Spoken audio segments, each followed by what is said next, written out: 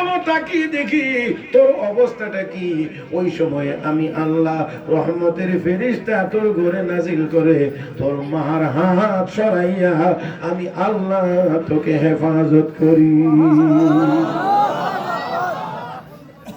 যদি তা না হইতো তাহলে অবশ্যই অবশ্যই কোনো না কোনো দুর্ঘটনা অবশ্যই ঘটতো, কিন্তু ঘটে না। আমার বন্ধুরা, তাই আসুন, আল্লাহ রাব্বুল আলামিন আমাকে আপনাকে পাঠাইছেন দুনিয়াতে আসার পরে দুনিয়ার চাকচিক্য দেখে পিছনের কথা ভুলে গিয়েছি। এজন্য আল্লাহ রাব্বুল আলামিন আমাকে আপনাকে স্মরণ করাইয়া দিয়ে বলেন, হে বান্দা বান্দি, মনে রাখবে পিছনের কথা ভুলে গেলে তো সামনের কথা স্মরণ কর। সুম্মা ইউমিতুকুম, আবার তোকে মৃত্যু দেওয়া হবে। তার মানে আমি কথাটাই বলতে চাইছিলাম।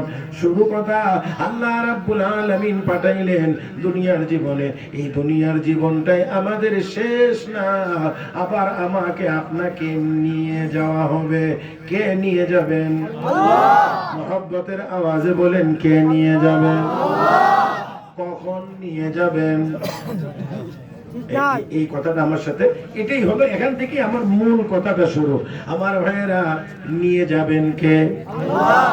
কখন নিয়ে যাবেন? জানি না। মাশাআল্লাহ, সবাই বলেন, কখন নিয়ে যাবেন? জানি না। কেউ কেউ জানেন মনে হয়।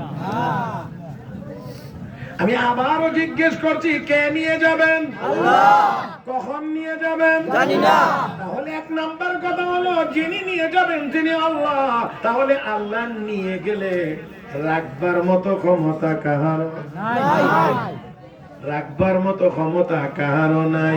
দুই নাম্বার, যখন তার ইচ্ছা হবে তখন তিনি নিয়ে যাবেন, এটা বাড়ানো কমানোর মতো ক্ষমতাও কাহারও নাই। তাহলে এবারে আসেন, এই জায়গাটায় আলোচনা করা লাগবে। নিয়ে যাবেন, কখন নিয়ে যাবেন? নিয়ে যাবেন, এই কথাটা কতটুকু পরিমাণ সত্য? 100% সত্য। আমাকে আপনাকে অবশ্যই নিয়ে যাবেন। আমার বন্ধুরা, কখন নিয়ে যাবেন এটা আমাদের জানা নাই, 100% অনিশ্চিত। আমরা কেউ জানি না কখন নিয়ে যাওয়া হবে। আমার ভাইয়েরা, একটু কথার আওয়াজ করে জবাব দিবেন। আপনাদের এই এলাকায় মনে হয় জোয়ান মানুষেরা মরে না? হ্যাঁ, বুড়ারা কেন না? বুড়ারা বললেন না, আমি যুবকদেরকে বলাইতে চাই, এই এলাকায় কি যুবক মানুষেরা মরে না? হ্যাঁ, মরে। তাহলে ইবাদত করবেন বুড়া কালে। জিনিসটা খেয়াল করতে হবে। আমরা অনেক সময় নামাজের কথা বললে, ইবাদত বন্দেগীর কথা বললে, রোজার কথা বললে,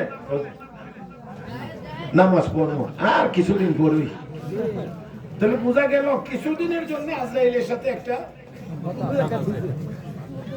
একটা চুক্তি হইছে।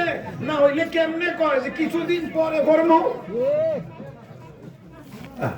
তাহলে বোঝা গেল এই কথাটা বলার কোনো অধিকার বা সুযোগ